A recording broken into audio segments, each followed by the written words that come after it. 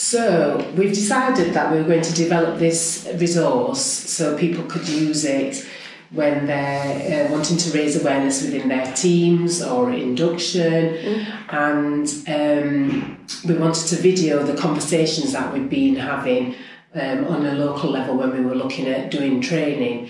So I think for our Dash it's really important that we demonstrate to our staff that we value and respect them, and that we want them to come to work and be who they want to be, and they don't have to hide elements of their identity. So it's really important that we look at inclusivity for all people, but for also LGBTQ people.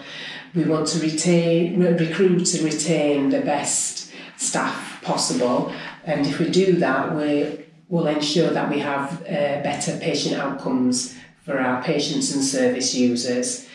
So we are doing lots of work within the organisation around the LGBTQ+. So we're doing the Rainbow Badge training. We've signed up to Stonewall. Wow. Yeah. So we've got a year's membership with Stonewall for their Diversity Champions programme. So they're going to work with us in establishing our LGBTQ network. Excellent. They're going to review our policies, and they're going to look at the training that we're going to implement for staff as well. So, and we can also access their resources that they offer to us. Super. And I'm also working with somebody called Jessica Lynn, and we're going to look at implementing transgender awareness training sessions. So hopefully that will start in March. So we are doing, quite a bit of work around this agenda to improve inclusivity for people who may identify as LGBTQ. So I mentioned the Rainbow Badge training. So, Katie, within this trust, why do we do the Rainbow Badge training? I guess following on from when we went to the Pride in the NHS event in Leeds, and Michael Farquhar spoke about the importance of it, and actually what he was finding was that people were either withdrawing from services or not engaging with services that particularly identified as LGBT. It highlighted a need that actually we're a huge organisation. We touch on every single human in this country, and actually if we're not accessible to everyone, then we're not providing an equal service. And it's really important. It's vitally important. It's important for service users. It's important, certainly for me, as somebody that identifies as LGBTQ. You can shorten that in. That I feel welcome, and I don't. That I feel like I can be myself at work, absolutely. And I think when that translates across to my clinical practice, it's about me being able to be holistic in my approach, and for service users to be really confident and comfortable, and for staff to be a bit more confident, because society is changing and people are able to express themselves a lot more freely and identify as they want to be identified, which can be quite tricky to navigate, certainly as a clinician. And I think how our Dash has chosen to engage with the Rainbow Badge training is absolutely phenomenal. It's blown my mind, because there's a real hunger for it in the trust. Don't you think so? Yeah, everybody that's attended the training they've wanted to learn more. Yeah. And it is quite a taboo subject, isn't it? And people almost feel embarrassed that they don't know everything that there is to know. And I think we do a pretty good job of highlighting that we don't know all there is to know. No, that's it. And it's not about that really, is it? So yeah, I feel really proud of what we've done so far, and that it kind of continues to change. So, looking at this PIN badge, the Rainbow Badge, if a service user was to come into the service and see somebody wearing this and they identified as LGBTQ, to do more. Then what does that mean to, or what could it mean to the service user? I guess it's twofold for me, because I think, the rainbow flag is universally identified as being kind of part owned by the LGBT it's the community. And so for me as a clinician, it means hopefully that I come across as somebody that is trustworthy when it comes to being open and honest about LGBTQ issues.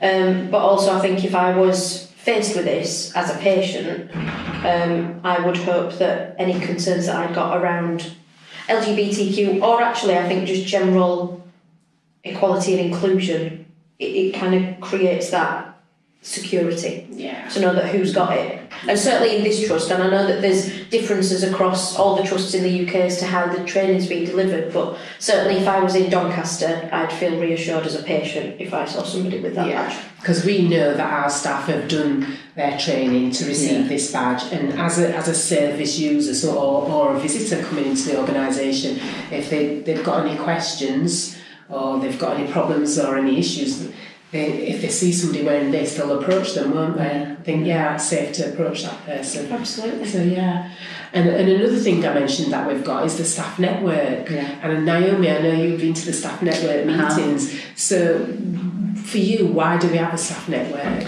I think it's twofold for me. So, I think for the trust, it's a great way for us to create our awareness around issues that might present to employees who identify as LGBT, but it gives us the opportunity to have a voice within the trust. So the plan is to review policies and to look at how we as a trust can do things differently to ensure that we're inclusive for the LGBT staff within the trust. But also for me, it struck home to me. I didn't realise until meeting Katie when we started to do the Rainbow Badge that although I'm very out and all of my peers and colleagues at work know that I'm gay, I didn't really have that part of my identity. Still was not part of my work identity, and so joining the LGBT staff network gives me an opportunity to kind of say who I am and to engage with other people that understand some of the nuance of being gay in a largely straight world. So it was really important for me as an individual, but also I think for the trust it helps us to have a voice in development of policies. Yeah, definitely. And I think, I obviously go to that network because I have operational overview of the networks, but I'm a heterosexual woman.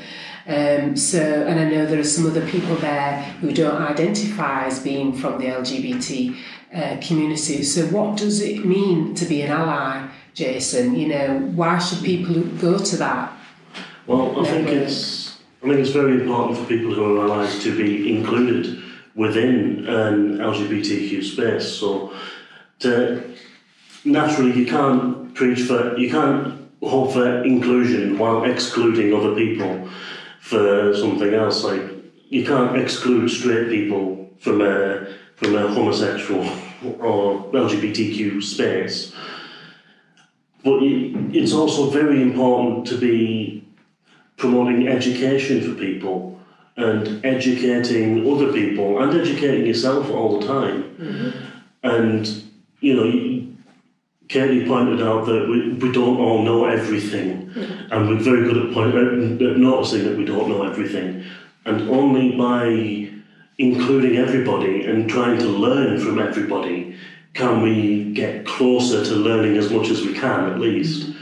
Even if we don't know everything, we can still know more the more people we include and the more we talk about it. Yeah. And I think that having allies as part of the network is part of that inclusion, as you say, but I think it's also, it raises awareness. The Rainbow Badge training and the networks helps to raise awareness of things that we may not understand. And I think the network is a great way of sort of spreading the word around LGBT issues to those that don't experience them. Because it's all very well having just LGBT people in that room.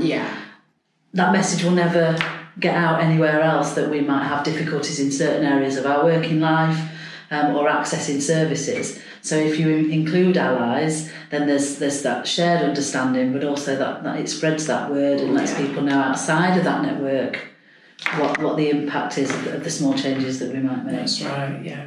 And also to give power to, people that are allies. I'm the only gay in my family, and I'm surrounded by heterosexual people, and actually they're just as supportive in my life as any of my gay friends and colleagues, and that's where it's important, because actually they experience things that perhaps I'd not thought of from me being a daughter or a sister or whatever. So the whole point is, and certainly what I found from doing the Rainbow Badge training, is that the cascade effect of inclusion and diversity has been absolutely spectacular.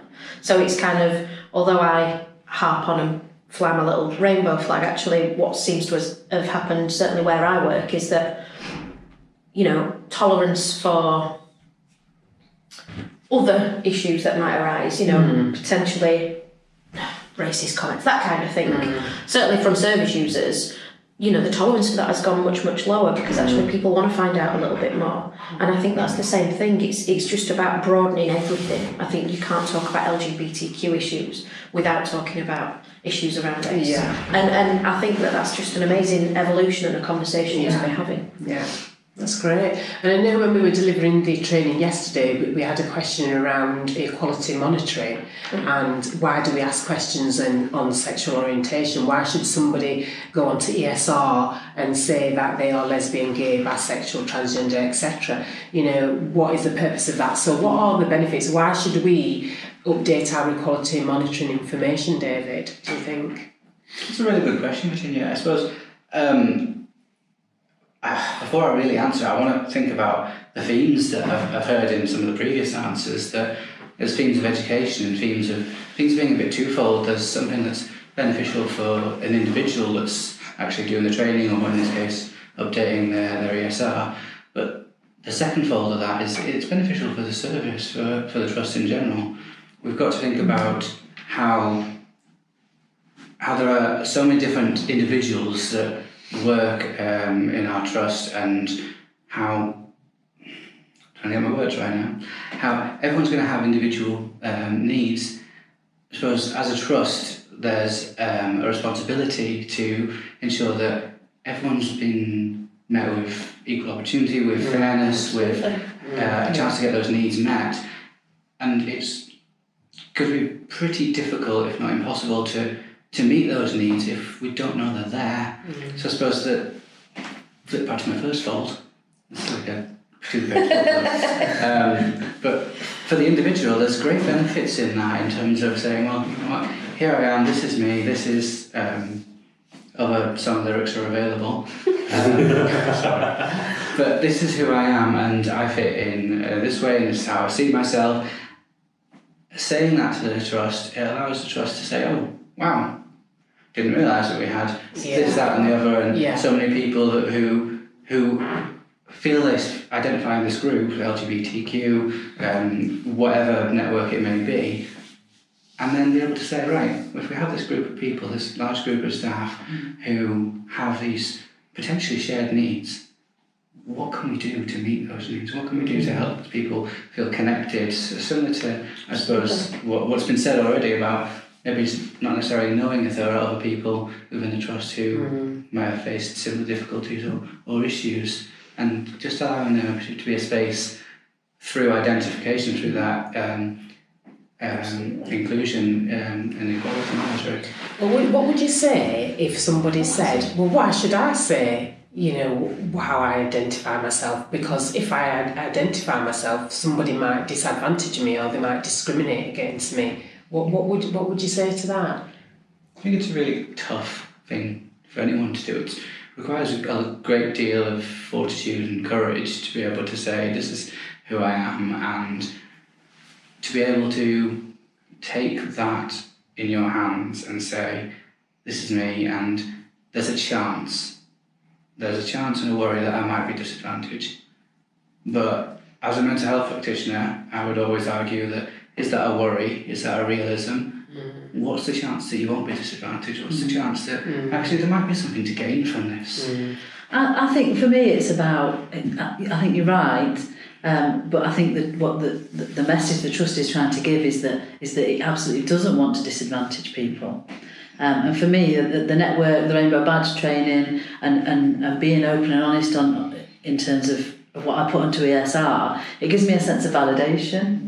And so I can be completely me, the whole me, when I'm at work, instead of just bits of me. Yeah. And it's much more comfortable to not be having to think which bits have I got to hide, which bits, and so it's really validating for me, and I would encourage anybody that's feeling worried about that. You don't, just because you fill in your equality and diversity information, that doesn't mean that information goes anywhere else. But having the network and having these opportunities to feel welcome in all elements of the skin that you're in, for me, is really validating. I think that's really important. Can I also add, though, that when you're talking about advantages of doing this as well, I actually had a fantastic conversation with a co-worker because of wearing my rainbow lanyard and the fact that I'm open about who I am personally. He came to me asking questions saying, well, I don't know much about this, could you help me? And so I explained to him about a lot of different things, and we had a brilliant conversation just talking about, you know, LGBTQ issues and, you know, what different things mean, what's, you know, just a fantastic conversation about what everything means and how it relates to people that he'd never thought of before until he came to me and asked, because we have the lanyards. Yeah, and that's great, isn't it? And that person will probably use the information that they've got from you to pass on to somebody else. You know, so it's a good way. Wearing these lanyards, wearing the pin badge is a good way of raising awareness and sharing information. Well, that's the intention, isn't it? So that just shows that it works. It works. Yeah. So when we've been looking at the Rainbow Badge training, we look at different elements of identity, sexual orientation, expression, terminology, language, etc., etc. And Katie, myself and Naomi had some really good conversations, didn't we? We did. And we've learnt a lot ourselves, so we've increased our knowledge. And something that we use within the training session is the gender-bred person. And the gender-bred person is a good way of enabling people to understand what does expression mean, what does gender identity mean, what is our biological sex, and why might some people not align themselves or identify with their biological sex. So Naomi, you're nicely holding the gender-bred person there. Do you want to take us through that?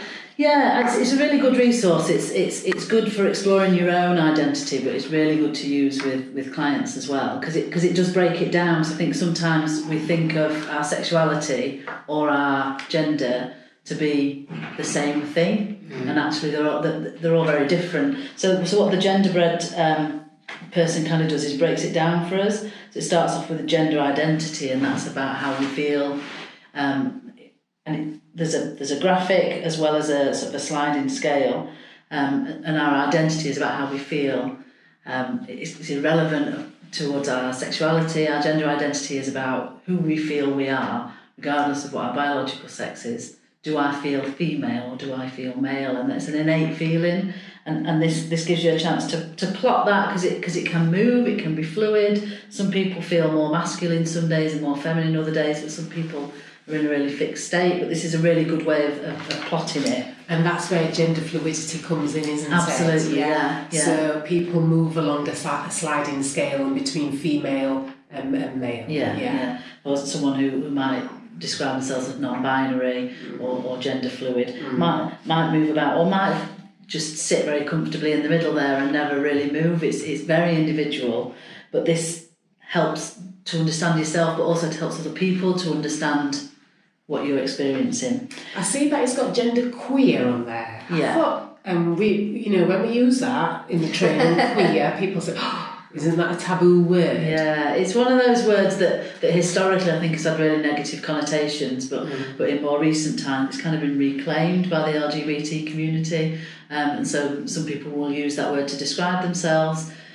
It's still a word that can be offensive if used in the wrong way, so it's a word that I'd suggest being mindful about how you use it. Only use it if somebody's volunteered that that's how they like to be described. But it is, and it's a good way of I think people use the word to describe themselves if there is an element of fluidity and they don't want to describe themselves as gay or as trans or there may be a mixture of those things and it may change and fluctuate. So they describe themselves as queer because that covers everything. And I think the Q in LGBTQ can be for queer or questioning, can't it? So some people might be questioning their identity, and that Q is there to represent them. Yeah, absolutely. The next sort of strand on the gender-read person is about gender expression, and I actually describe that as that's the picture you paint for the rest of the world to see. So that's how you show who you are, and it may not still align with your biological sex or your gender identity, but it's what you show the world. So the way you dress, the way you wear your hair, the way you wear your makeup, if you wear makeup, and again that might change, and you might feel more masculine some days and more feminine other days, and people use that to demonstrate to the world strength or vulnerability, or it can be used in lots of different ways. But again, it's really helpful to plot yourself along that line and to recognise that sometimes you're more one end of the scale than you are the other, and that's okay. I think importantly on the back of that as well, when it comes to gender expression, when we talk in the Rainbow Badge training about assumptions, actually that can be an area that we make assumptions on, and actually those assumptions can be wrong.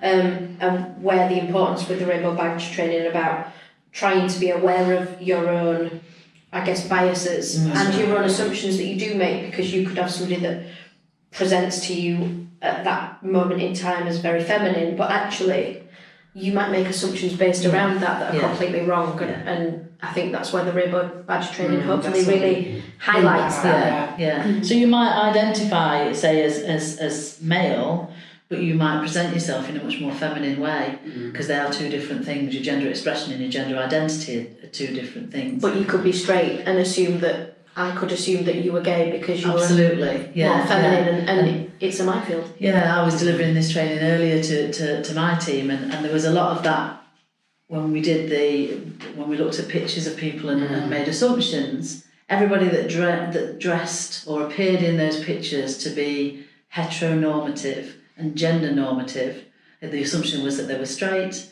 And everybody that had a more flamboyant style, it was assumed that they were gay. And actually that's not always the case. And that's the difference between gender expression and sexuality, that they're not the same thing. Biological sex speaks a little bit for itself, in the gender that you're assigned at birth, depending on the genitals that you've got when you were born, that's a bit more fixed, with the exception of intersex, but that's quite a complicated issue. But that's something that's less. We don't tend to move along that scale unless we transition, and that's another subject again. And then can I just raise as well a term that people don't often understand is cisgender. Absolutely. So when you identify with the genitals that you were born with.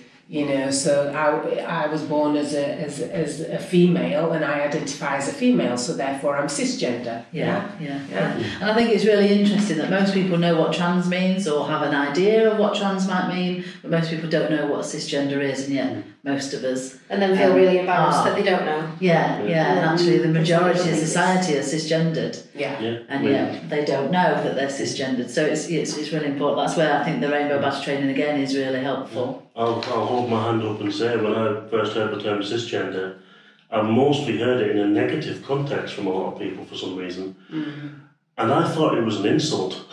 I didn't actually know that it was the actual term for just someone who identifies with the gender they were assigned at birth. I didn't know that. I'm seeing a lot of people online who don't know that either. I think it's a relatively new term for people that aren't perhaps exposed to that, to the kind of knowledge and to the training and stuff. So I think certainly the first time I heard it, I just thought, oh my God, it's just something else that I need to try and figure out what it is and what that group of people think and feel and express themselves. And actually it turns out it's me. Really boring. Well, I wouldn't say boring. No, I don't know. I'm not boring. You don't know She's not boring.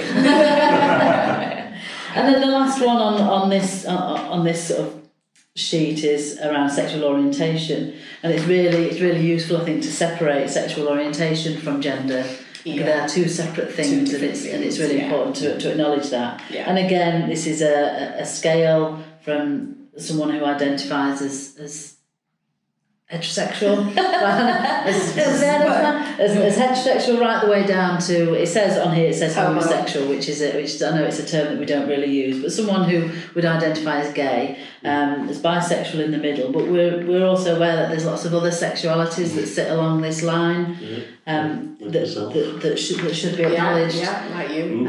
Or asexual people. I've got friends who are asexual, and a lot of people don't get what that is, and it's and complete absence of sexual attraction to other people. Yeah, absolutely. And I think, again, kind of harping on back to the Rainbow Badge training, that's done quite a good job, and obviously we can't possibly look into explaining absolutely everything, but I think, absolutely, but I think it's helped quite a few people that perhaps with certain terms have kind of gone into panic mode and thought, God, I don't know what that is, and I don't ask the question. And actually giving people the confidence to be able to ask. That is the whole point of the training. Absolutely. From my experience and from working with colleagues, there's no expectation that anyone in this room or any other room knows every term in the world. No. Because, as you say, even terms like cisgender, they're relatively new, and there are new terms popping up.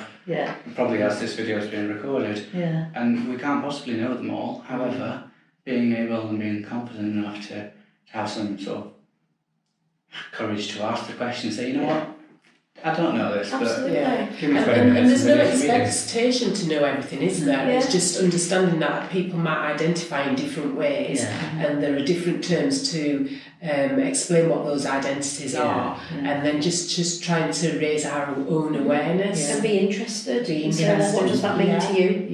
What does that mean for you? How does that affect your life? Ultimately, what we want is for the trust for colleagues and users of the services is to feel like it's a safe space, and that we might not know all the answers, but that doesn't mean that we'll stand in judgment of something that you've said to us or disclosed to us that we don't understand, because we'll go away and we'll find out.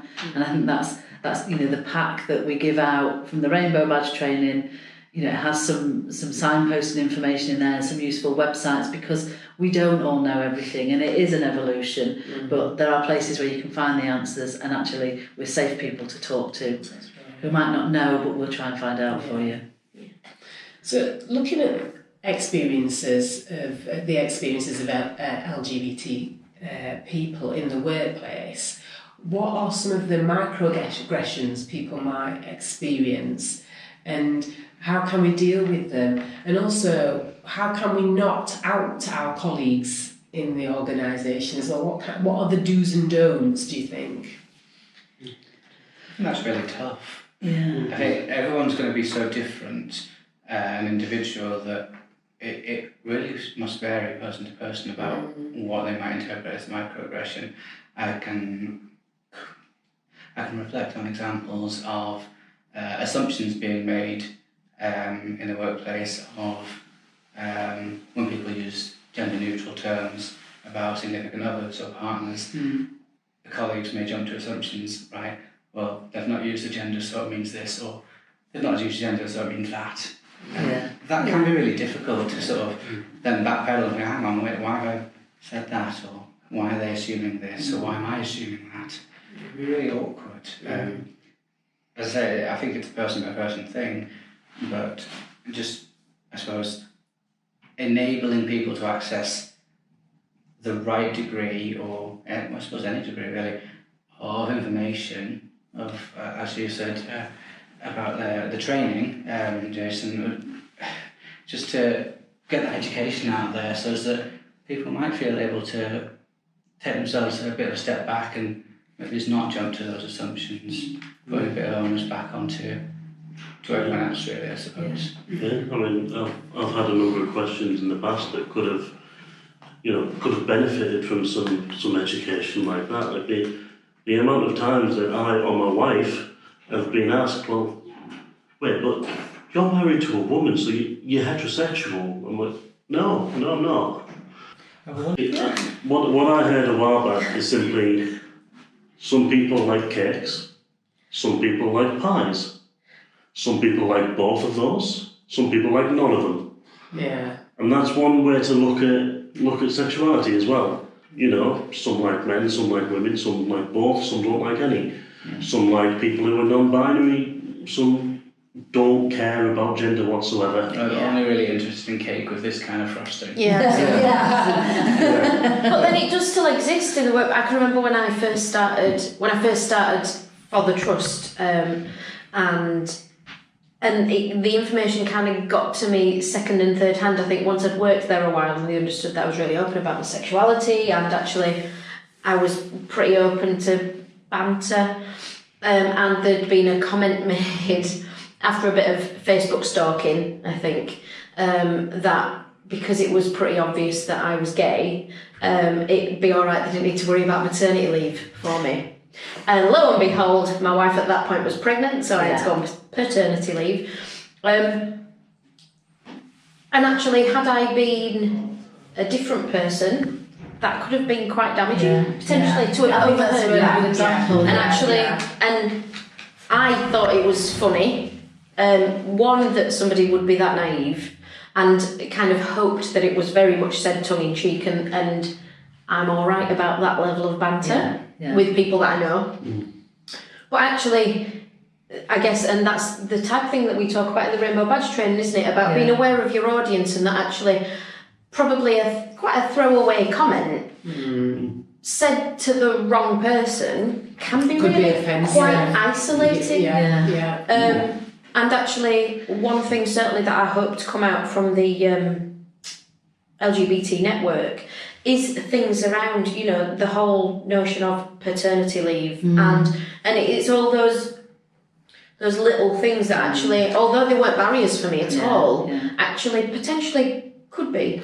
And should it be called? It's parental leave, isn't it? Should it be called parental leave? And it's about all those little things, and actually, it's a really exciting time for me because I've never really taken ownership of my sexuality in this kind of sense, in this capacity, and it feels really exciting to be part of it. And really exciting that actually the trust is so committed to it, to actually moving it forwards. And well, you know, we don't want people to come to work and have a negative time, a bad time, do we? We want people to come to work and feel confident and comfortable to be who they are. And if staff are happy, then patients are happy too. So this is why we're looking at inclusivity for all our staff. But I think for LGBTQ staff, they might have to hide elements of their identity if they don't feel that they can come to work and express themselves. So if we show that, if we demonstrate that, if we raise awareness, then they should be able to think, oh, actually, I can be me at work. And I know, Naomi, you've talked about, how many times a day you have to come out at work. You know, what kind of scenarios play out when you're thinking about that? Sometimes it's really low level, and it's social discussions. I can remember a time just before Christmas being, well, it may have been the Christmas before, I can't remember now, being in a meeting with multi-discipline people around the table from different organisations, not just from Ardash, and in the break, going to the coffee machine, and the person next to me asking me what I was going to do at the weekend. My wife's in 2 choirs, and so she performs a lot at the weekends, particularly around Christmas, and she got a big concert, and so I was going to see that concert. But I had to make a decision. Do I say that I'm going to watch my wife sing, or do I then say partner for fear of outing myself, or do I lie and just say I'm not doing anything special? And I had to make a conscious decision. How safe is this person for me to say this to? And I think that's something that perhaps people that don't identify within the LGBT community don't really understand. That that's just simply standing by a coffee machine, making coffee. I have to make a decision. I can't just respond. And how does that make you feel? Because if somebody was to ask me that question, I can respond like that. But it sounds like you're having to go through a mental process. Which way shall I answer this question? How does that make you feel? It's really difficult. I think for me, I try to come out as early in a relationship, professional relationship or friendship. I try to come out as soon as possible so that I can stop thinking about it. I remember being a student and a first day of placement, and everyone sat around the table having lunch and making small talk. and all I could think about was, when do I say it? Yeah. You just stand up and shout. When do I let them know? Because sooner or later someone's going to say something, make a microaggression or make an assumption, and it's going to be as embarrassing for them as it is for me to have to correct them. So I need to say it quickly. Yeah. And so I think you are almost on hyper alert a lot of the time until you've done it. There's this whole misconception that you come out once in your life. I'm coming out. I've made a decision. I'm however old I am. In my case, 30. But for some people it's 16. Some people it's 60. You make a decision. I'm going to come out now. So you tell your friends and your family, and there's this misconception that's it, done. You've done your coming out. You don't have to do that anymore, and you have to do it all the time. And you book a holiday when you change your gas. A question about that now, because I think that's fascinating that you were able to say that as a student. That I can reflect on my own time training, and I'll put my hand up, and I'll be honest. I spend most of my time as a student deliberately withholding that side of myself for fear of failing placements. Don't you think it's a lot more socially acceptable? This might be really taboo. As a gay woman to come out than it is for a gay man. I don't know if I agree with coming out. I think it's easier to be visible as a gay woman than it is to be a gay man, and that's really assumptive of me to say I'm not a gay man. I'm so totally glad that you said the same, because I never had that concern, and I've always been really open. I think what I was going to just mention on the back of yours is you kind of go through that decision-making process, and you are very openly gay. And for those people that are in the trust or patients that aren't as open, actually that decision-making process must be much harder. But on the back of what you were saying, I've always been really open, and I guess on the same line as you, that the sooner you say it, in whichever audience you're with, everybody's just like, oh, thank God, because I was wondering. She said partner 4 times. But I do think it's easier for women in that instance. There's less, maybe it's just societal, I don't know. There seems to be less potential for repercussion, for me, which sucks. For me at that time, I was also a mature student. And so I think it's also easier to sort of take, and I've got very broad shoulders. I'm not the shy retiring type. I don't live in fear of people's opinions of me. I almost invite it so that I can challenge it. That was easy for me, but you're right, for some people it is even harder. It can be hard, I imagine, and some people do struggle, don't they? And then you can imagine what that does to them psychologically if they struggle. And the thing is people struggle in society as well as at work, don't they? So then they've got a double weathering effect on them, which then will help. It won't help their mental health and well-being. So we want people to be in a place where they feel that they don't struggle to come out at work. They can be who they want to be, and they can easily talk about an element of their identity. People who identify as LGBT don't necessarily, it's not a necessarily obvious thing, is it? But for somebody who is black or Asian, then they can't hide that because of their skin colour. And I think with the RCM Proud badge, they've, acknowledged that. They've acknowledged that, and they've got the brown and the black stripe in their rainbow badge to say that there are black and Asian people who identify as LGBT, and they might have a double negative impact on them because they're experiencing disadvantage on more than one element of their intersectionality as well. Certainly. And I'm sorry, going back to your earlier point of sort of coming out at work, I've always found that somewhat difficult, actually, personally, because if you're homosexual or gay or lesbian, anything like that, it's fair enough. You sort of say, "Oh, I'm gay," and people just go, "Oh, fair enough then." As soon as I come out and say I'm pansexual, what does that mean? What do you? Can you not just make a choice? Does that mean you're attracted to kitchenware? I think it's really interesting. I think your experience, you're a pansexual man who's married to a woman, and so the assumption is that you're heterosexual some of the time. I would actually describe myself as pansexual. but use the word gay because I'm more comfortable with that. But that being said, people never make that assumption of me. The assumption is that I'm a lesbian. And that's been a journey for me as well. I was married to a man for 10 years, and so the idea of saying lesbian is really difficult because it wasn't a terrible marriage, and so there must be something about that. And I think it takes a long time to come to that. But I think part of that coming out as pansexual is that people don't understand what it is. Yeah. And what is the explanation of pansexual then? So people do understand. I know what it means, but if you want to give an explanation, Jason. So it's literally just an attraction to people regardless of gender. So just somebody's gender or gender expression or gender identity is not a factor in your attraction to them. You're just attracted to somebody, and it doesn't matter how they identify. And that's, I've heard the term gender blind, I've heard the terms hearts not parts. I don't necessarily like that term. No, hearts not parts. Because it paints everybody else with a bit of a negative brush, doesn't it? Parts not hearts. Yeah, everybody else is just parts. I don't like that one. No. But it's... That'll get edited out. The way I look at it is that I like people for who they are, rather than any other thing. I just like who somebody is. So I married my wife because I love who she is as a person, and she thinks that's amazing. But there's still people going and asking her, aren't you worried that he's going to leave you for a man, or aren't you?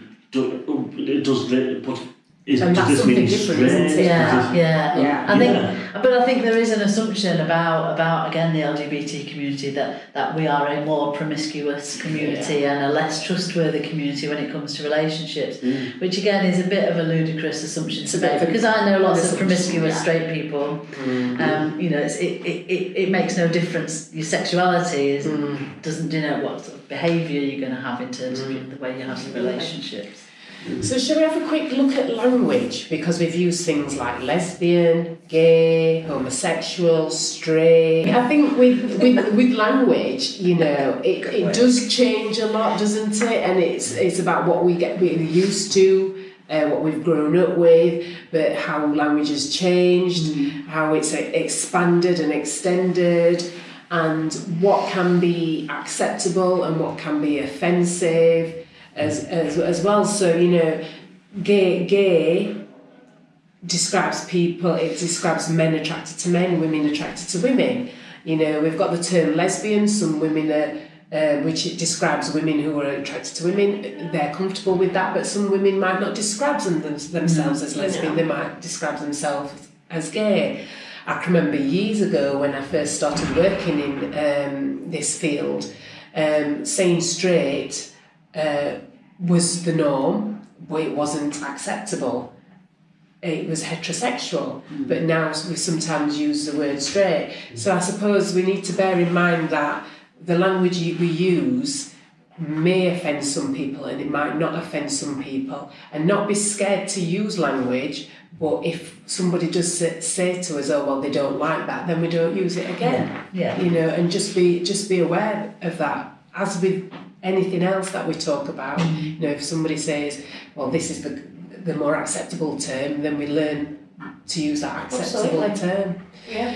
And why did we all say our pronouns? Why do I have my pronouns on my email signature? I've had it there for about 3 years now. I think you just do it to make me feel uncomfortable in training. To challenge you. Yeah. It is important, and I think probably the thing that we talked about months ago now was that felt more relevant to me, and probably it's just because of the area that I work, was about the kind of Mrs. and Miss thing, but it's exactly the same kind of reasoning behind it, isn't it? It's about somebody not making that assumption about who you are and what you are.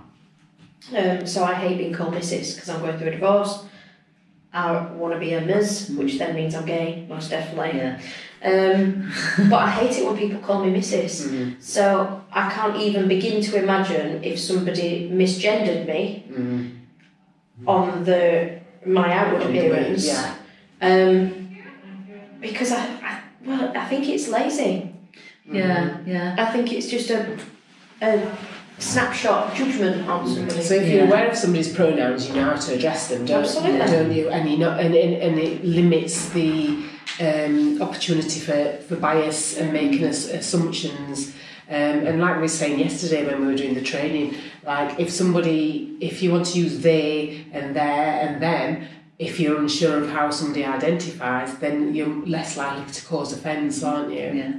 And it's validating, isn't it, for that person, and they recognise that you're showing some respect by not making an assumption and running the risk of misgendering someone. Yeah. By using those gender neutral pronouns. It's quite respectful of somebody that may be transitioning. And as we say in the training, sometimes if in doubt, use the person's name, use they, them and their, or ask them.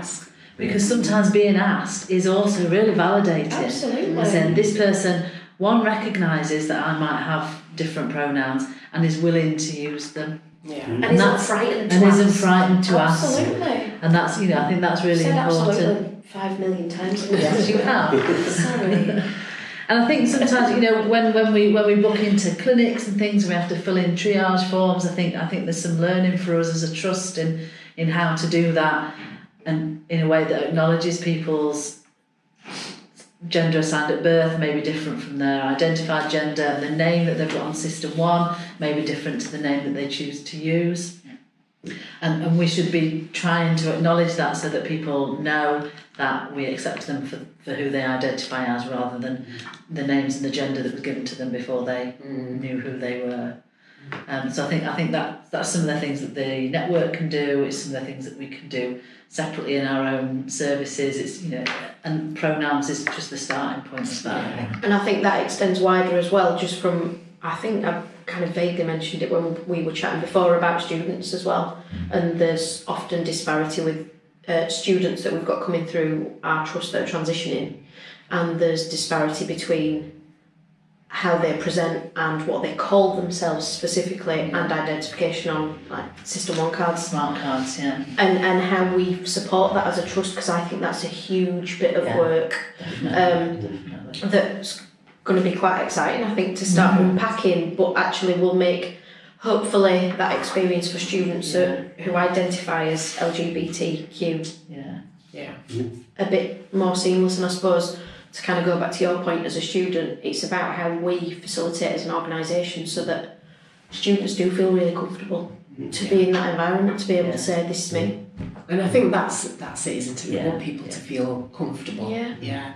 And so bringing this to a close now, what do you think? What would you like to share with everybody in terms of learning? What can people who have watched this video go away and do from now? Book onto the Rainbow Badge training. Yeah, absolutely. Yeah. Put your pronouns on your email signature. If you see somebody with a rainbow lanyard, talk to them, ask them questions. We're here and we're open to conversation. Talk to us and learn from us. Yeah. And I guess don't be frightened to ask. Don't be frightened to ask colleagues, service users. If you're unsure, I would much rather somebody be really open and ask me questions because they're interested and because they want to know. And I feel much more comfortable talking about it than people making assumptions. I think making assumptions doesn't end well, usually. My old English teacher used to say you should never assume, because it makes an ass out of you and me. Classic. Classic. And I think for me, it's about being self-aware and wanting to be the best professional I can be the best colleague and be the best service provider. And doing that is about raising awareness and taking responsibility for that myself. Yeah. And absolutely come along to staff networks, because that's a good way of learning about the training, learning about who else is in the trust, and we want to build the power of the staff network as well. Excellent. Thank you.